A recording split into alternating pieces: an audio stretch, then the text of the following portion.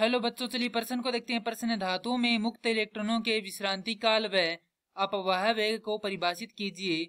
मुक्त इलेक्ट्रॉनों के अपवाह वेग व विद्युत धारा में संबंध भी स्थापित कीजिए, यानी कि ज्ञात करना है हमें कि उनके मध्य संबंध क्या है। तो प्रश्न को आगे हल करें उससे पहले जो प्रश्न की मुख्य अवधारणा है उस पर विचार करते हैं। तो इस प्रश्न के लिए जो मुख्य अवधारणा है वह हो जाएगी विद्युत धारा, अर्थात हम यहाँ पर यह देखेंगे कि विद्युत धारा क्या होती है। तो किसी विद्युत परिपथ या किसी चालक में आवेशों के प्रवाह की दर विद्युत धारा कहलाती है, जिसे हम I से दर्शाते हैं। I बराबर होता है Q बटा में T। अब प्रश्न है कि धातुओं में मुक्त इलेक्ट्रॉनों के श्रांति काल व अपवाह वेग को परिभाषित कीजिए। तो सबसे पहले हम परिभाषित करेंगे किसको, श्रांति काल या विश्रांति काल भी जिसे कहते हैं। तो विश्रांति काल बराबर होता है किसी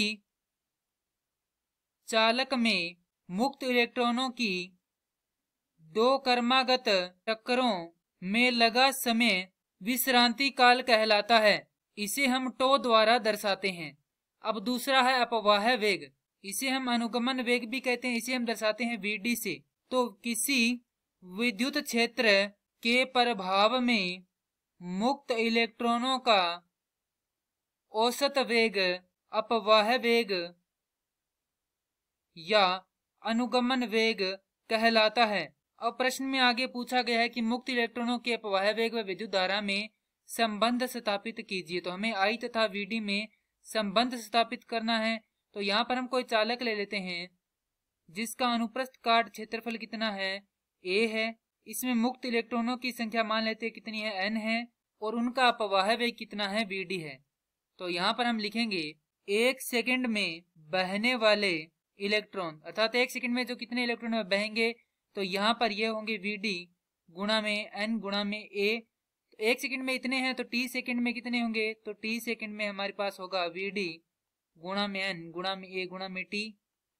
यदि एक इलेक्ट्रॉन का आवेश E हो तो हमारे पास T सेकंड में बहने वाले इलेक्ट्रॉनों का आवेश कितना होगा, तो यहाँ पर मान लेते हैं Q बराबर होगा Ne, माफ कीजिए, N गुणा में A गुणा में Vd गुणा में E।